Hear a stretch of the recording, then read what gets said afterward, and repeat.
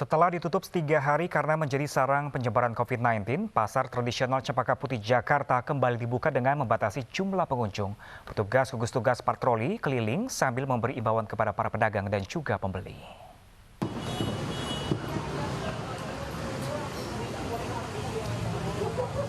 Tugas tim gugus tugas patroli keliling sambil memberikan imbauan kepada para pedagang dan pengunjung pasar Cempaka Putih Jakarta Pusat. Imbauan guna menekankan kedisiplinan akan protokol kesehatan selama berada di dalam pasar. Pihak pengelola pasar juga menyediakan tempat cuci tangan dan mengecek suhu tubuh bagi para pedagang dan pengunjung yang akan memasuki area pasar. Pembukaan kembali area pasar yang sudah steril, namun pihak pengelola pasar membatasi jumlah pengunjung hanya 50% saja. Jadi pasca dibukanya pasar Cempaka Putih pada hari ini, kita selalu terapkan protokol COVID-19. Bagi pengunjung yang masuk ke dalam pasar, kita lakukan pengecekan suhu dan kemudian kita arahkan untuk mencuci tangan di tempat-tempat yang kami sediakan. Sebelumnya 41 pedagang dinyatakan positif COVID-19 usai mengikuti uji swab yang digelar petugas Puskesmas Cempaka Putih. Dari Jakarta, Rani Sanjaya, iNews melaporkan. Ya, sementara itu pemirsa, Gubernur DKI Anies Baswedan memperpanjang pembatasan sosial skala besar masa transisi di DKI Jakarta selama 14 hari. Masa PSBB transisi berlaku mulai 14 hingga 30 Juli 2020. Positivity rate mingguan kita di Jakarta berturut-turut adalah angkanya 4,4%, kemudian pekan kedua 3,1%, pekan ketiga 3,7%, pekan keempat 3,9%, pekan kelima 4,8%. Jadi selama 5 minggu kita berada di dalam zona aman. Secara rekomendasi dari WHO kita ini di bawah 5%. Tapi di pekan terakhir ini positivity rate kita meningkat menjadi pekan ini 5,9% selama 1 minggu ini. Berdasarkan data-data tadi, maka akan amat berisiko apabila kita melonggarkan fase 1 PSBB transisi ini dan masuk ke fase 2. Karena itu, kami di DKI Jakarta, gugus tugas memutuskan untuk kembali memperpanjang fase 1 PSBB transisi ini sampai 2 pekan ke depan. Sebelum kita bisa beralih ke fase kedua. Malah justru saat ini kita harus lebih serius dalam memastikan protokol kesehatan. Memastikan apa? Untuk dijalankan dengan ketat. Pada prinsipnya, bila tidak perlu keluar rumah, jangan pergi. Tetaplah berada di dalam rumah. Dan seluruh kegiatan beroperasi dengan setengah kapasitas. Dan harus pakai masker bila terpaksa harus berkegiatan di luar. Cuci tangan menggunakan sabun secara rutin dan menjaga jarak 1 meter dalam interaksi apapun. Ya, pemirsa, tim gugus tugas penanganan COVID-19 Sumatera Selatan menelusuri kontak dekat karyawan TVRI positif corona yang meninggal dunia. Sementara setelah kantor TVRI ditutup, Gubernur Sumatera Selatan Herman Deru meminta agar rapid test dilakukan untuk seluruh karyawan TVRI Sumsel untuk memutus mata rantai penyebaran COVID-19.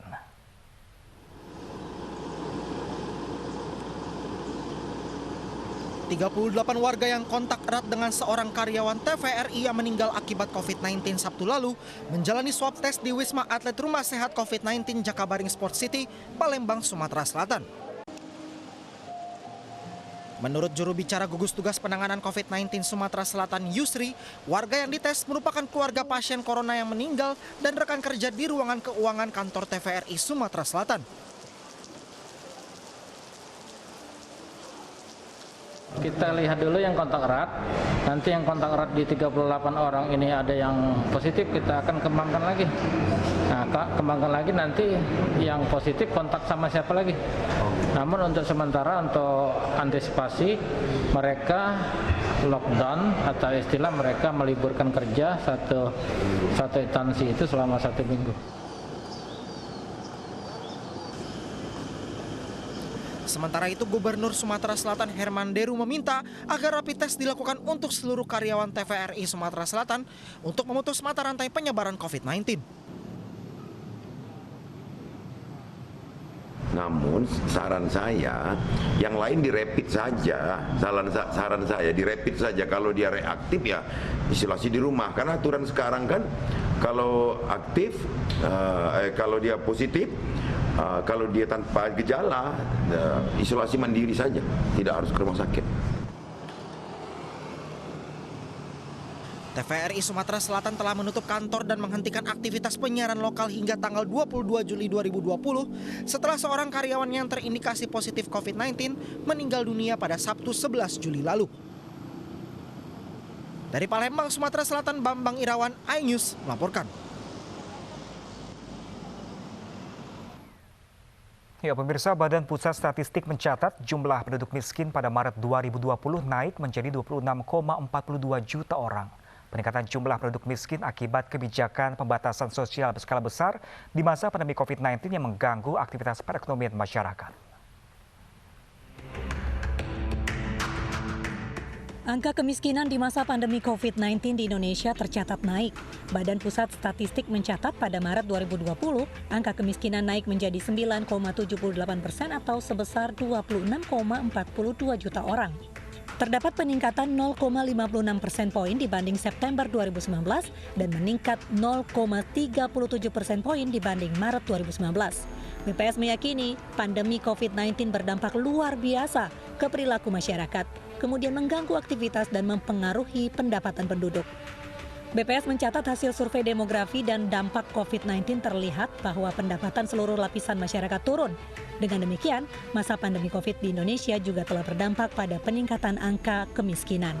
Penduduk miskin mengalami kenaikan dari 9,22% ke 9,78% pada bulan Maret 2020. Artinya, kalau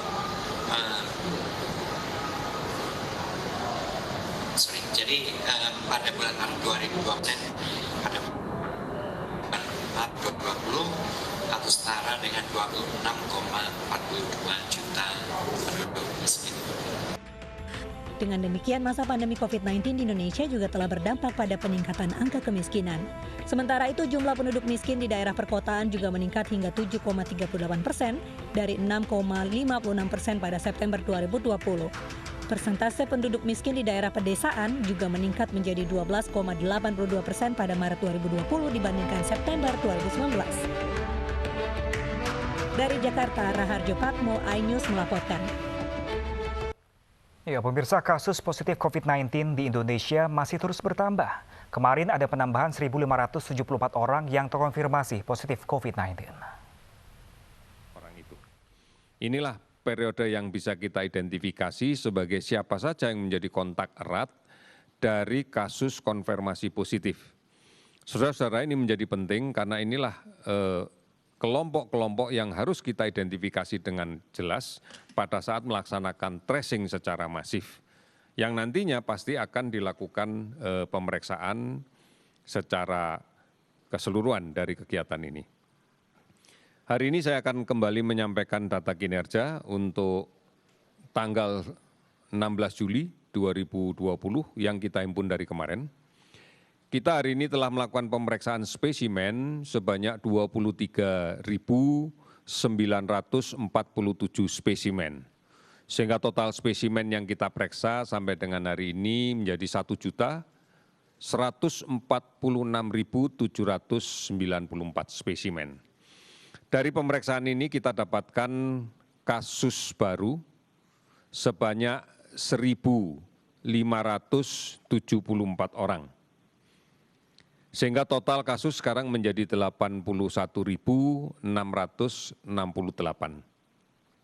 Dari jumlah kasus baru yang kita dapatkan, konfirmasi positif kasus baru yang kita dapatkan, distribusinya sebagai berikut. DKI Jakarta hari ini melaporkan ada 312 kasus baru dan 134 sembuh. Kemudian Jawa Tengah melaporkan 214 kasus baru dan 80 sembuh. Jawa Timur melaporkan 179 kasus baru dan 444 sembuh. Sulawesi Selatan 178 kasus baru dan 211 sembuh. Kalimantan Selatan 133 kasus baru dan 66 sembuh. Kemudian Bali 112 kasus baru dan 106 sembuh. Hari ini ada 17 provinsi yang melaporkan penambahan kasus baru di bawah 10 dan ada 6 provinsi yang melaporkan tidak ada penambahan kasus sama sekali. Jumlah yang sembuh hari ini totalnya adalah 1.295. Sehingga keseluruhan yang sembuh sampai dengan saat ini adalah 40.345 orang. Meninggal 76 orang sehingga total menjadi 3.875 orang. Ya, pemirsa, kabar duka datang dari dunia hiburan tanah air. Artis sekaligus komedian senior Omas Wati meninggal dunia. Waduh, itu bukan bisa jadi es. Wah, coba jadi es mamuk.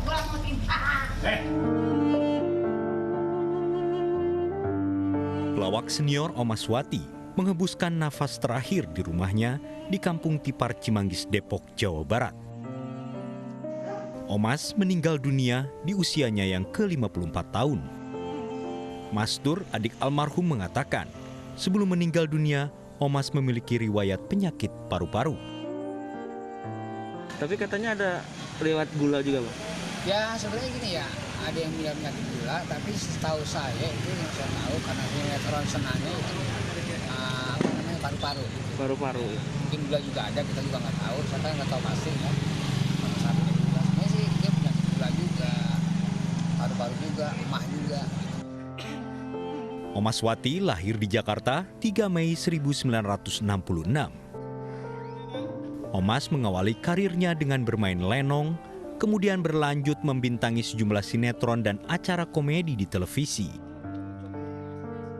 Logat Betawi yang kental dan lawakannya yang khas membuat Omas memiliki karakter tersendiri di dunia hiburan tanah air. Rencananya, jenazah Omas akan dimakamkan hari ini di pemakaman yang tidak jauh dari rumah duka. Dari Depok, Jawa Barat, Iyung Rizky, iNews melaporkan. Ya, sementara itu pemirsa, Majelis Hakim Pengadilan Negeri Jakarta Utara menjatuhkan putusan terhadap 2 terdakwa penyerang penyidik KPK, Roni Bugis dan Rahmat Kadir. Rahmat Kadir divonis 2 tahun penjara, sementara rekannya Roni Bugis divonis 1 tahun 6 bulan. Sidang di Pengadilan Negeri Jakarta Utara dipimpin Hakim Ketua Juyamto serta 2 hakim anggota, Taufan Mandala dan Agus Darwanta. Majelis Hakim sepakat terdakwa Rahmat Kadir dan Roni Bugis terbukti secara sah dan meyakinkan melakukan tindak pidana bersama-sama menganiaya penyidik KPK Novel Baswedan. Ya, baik. Putusan yang dijatuhkan Majelis Hakim lebih tinggi dari tuntutan jaksa penuntut umum yang menuntut kedua terdakwa 1 tahun penjara. Atas putusan tersebut, kedua terdakwa menyatakan menerimanya. Sementara jaksa menyatakan masih pikir-pikir. Psikologi yang ditemukan dari terdakwa dan Roni Bugis adalah orang yang paling mungkin sebagai pelakunya. Ya, pemirsa, penyidik KPK Novel Baswedan mengaku tidak heran dengan ringannya vonis 2 terdakwa kasus penyiraman dirinya. Novel mengaku sejak awal proses penanganan kasusnya penuh dengan kejanggalan. Ya, sejak awal katakan bahwa saya memang tidak menaruh harapan dalam persidangan ini. Kenapa?